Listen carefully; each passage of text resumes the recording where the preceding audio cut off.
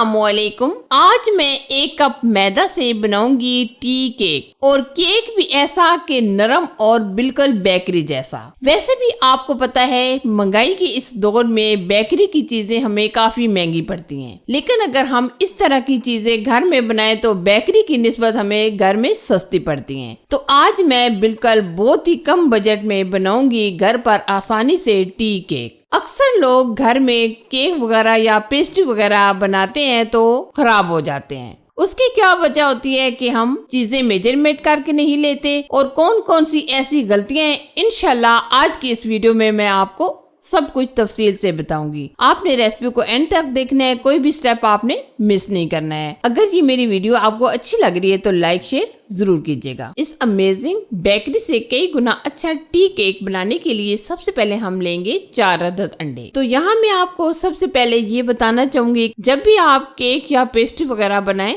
तो फ्रिज वाले अंडे ना इस्तेमाल करें। अब हम क्या करेंगे, अंडों को बहुत ही अच्छी तरीके से बीट करेंगे। अगर आपके पास इलेक्ट्रिक बीटर है तो बहुत ही बेस्ट, अगर नहीं है तो आप हैंड बीटर की मदद से भी बीट कर सकते हैं। यहाँ मैं आपको टाइमिंग भी बताना चाहूंगी, साथ साथ आप ये अंडों को अच्छे तरीके से 5 मिनट बीट कीजिएगा, और अगर आप हैंड बीटर से कर रहे हैं तो 10 मिनट में ये आपके अंडे बीट होंगे। वैसे इलेक्ट्रिक बीटर से 5 मिनट आप बीट कीजिएगा। ये आप देख सकते हैं ये अंडे हमारे काफी हद तक फ्लफी हो चुके हैं। अच्छा जी, अब हम इसमें आधा कप के करीब यूज करेंगे पाउडर शुगर। ये हमने नॉर्मल वाली चीनी ली थी, इसको हमने मिक्सी में चलाकर अच्छे तरीके से फाइन पाउडर बना लिए, और अब हम साथ साथ चीनी शामिल करेंगे और साथ साथ हम बीट करेंगे ताकि ये हमारा जो बैटर है एकदम फ्लफी हो जाए। चीनी शामिल करने के बाद ये मजीद और भी फ्लफी हो जाएगा, और चीनी डालने के बाद हम मजीद इसको 1 से 1.5 मिनट बीट कर लेंगे। आप देख सकते हैं 1 से 1.5 मिनट बीट करने के बाद ये मजीद बहुत ही अच्छे तरीके से फ्लफी हो चुका है। कुछ लोग कहते हैं केक या पेस्ट्री वगैरह बनाते हैं तो बहुत ज्यादा स्मेल आती है, तो आप इस तरीके से ये वनीला एसेंस शामिल कर लें। ये मार्केट से आसानी के साथ मिल भी जाता है। जब भी आप ये वनीला एसेंस खरीदे तो अच्छे वाला लीजिएगा, ठीक है।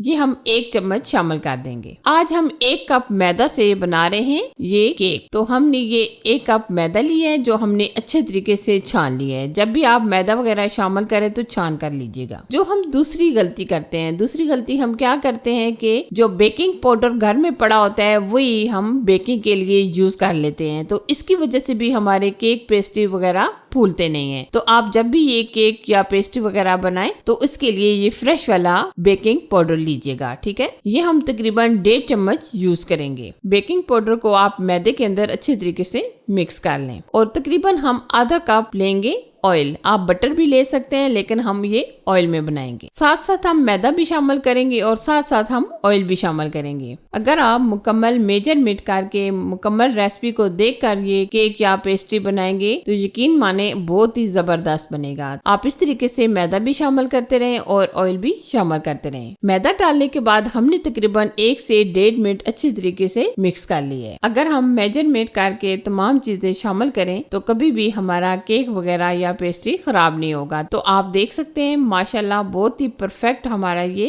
बैटर रेडी हो चुका है। आप देखिए, ये आप देख सकते हैं ना ज्यादा हमने इसको नरम रखा है और ना ज्यादा हमने इसको सख्त रखा है। ये बैटर हमारा इस तरह का होना चाहिए। ये देखिए, आप इस तरीके से स्पैचुला की मदद से चेक कर सकते हैं। हम बाजार से या बेकरी वगैरह से टी केक या फ्रूट केक वगैरह लेकर आते हैं तो उसमें किशमिश या टूटी फ्रूटी शामिल होता है। हम इसमें किशमिश ऐड करेंगे, चाहे कि 3 से 4 चम्मच। अब हम स्पैचुला की मदद से मिक्स करेंगे, हम बीटर वगैरह यहाँ यूज नहीं करेंगे, ठीक है। ऑलमोस्ट डन हो चुका है ये हमारा बैटर। हम इस तरह का केक मोल लेंगे जिसको हमने ऑयल से बहुत ही अच्छी तरीके से ग्रीस कर लिया है, और नीचे हमने बटर पेपर लगा दिए। अब हम ये बैटर डाल देंगे। मुकम्मल आप इस बैटर को निकाल लीजिएगा। अब हम हल्का सा टैप करेंगे। अब हम इसको मजीद जबरदस्त और टेस्टी बनाने के लिए कुछ ड्राई फ्रूट स्प्रिंकल कर देंगे। ये अगर आप ड्राई फ्रूट ऐड नहीं करना चाहते तो आप स्किप भी कर सकते हैं। कुछ हमने बादाम और कुछ हमने कटे हुए पिस्ते ऊपर स्प्रिंकल कर दिए। अब हम बेक करेंगे। बेक करने के लिए हमने पुरानी से एक कढ़ाई ली है और नीचे हमने एक छोटी सी कटोरी रख दी है। अगर आपके पास जाली स्टैंड है तो आप वो भी रख सकते हैं, लेकिन जब भी आप केक वगैरह बेक करें तो आप पुरानी सा कोई भी बर्तन ले सकते हैं। अब हम ऊपर से कवर कर देंगे और तकरीबन हम बेक करने के लिए 40 से 45 मिनट रख देंगे और आंच आप बिल्कुल स्लो रखिएगा।